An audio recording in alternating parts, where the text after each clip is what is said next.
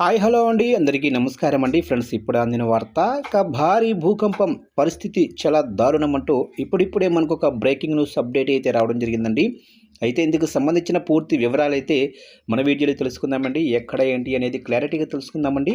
Video మాత్రం పూర్తి వరకు చూడండి ఫ్రెండ్స్, అప్పుడే మనకి పూర్తి సమాచారం అయితే తెలుస్తుంది. లేట్ చేయకుండా టాపిక్లోకి వెళ్ళిపోదాము.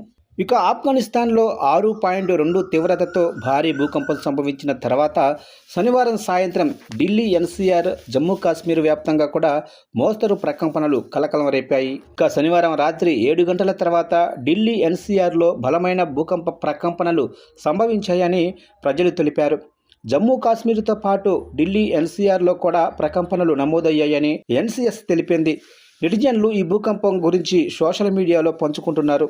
ప్రాథమిక భూకంప నివేదికల ప్రకారం శనివారం సాయంత్రం ఆఫ్ఘనిస్తాన్లోనే హిందూకుష్ ప్రాంతంలో 6.2 తీవ్రతతో భూకంపం సంభవించింది. ఇక భారత కాలమానం ప్రకారం అంటే రాత్రి 7 గంటల 4 నిమిషాలకు భూమికి 215 కిలోమీటర్ల లోతులో సంభవించిన ఈ భూకంపం ప్రకంపనలను పాకిస్తాన్, వాయువ్య భారతదేశంలోని కొన్ని ప్రాంతాలు కూడా అనుభవించాయి. ప్రాణ నష్టం లేదా ఆస్తి నష్టం జరిగినట్లు తక్షణ నివేదికలు ఏవీ లేవు.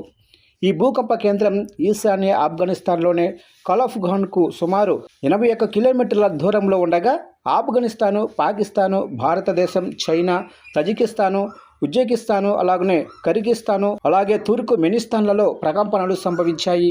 ఇక భూకంప శాస్త్రవేత్తలు 6.2 తీవ్రత గల భూకంపాన్ని తీవ్ర నష్టాన్ని కలిగించగల బలమైన సంఘటనగా వర్గీకరిస్తారు.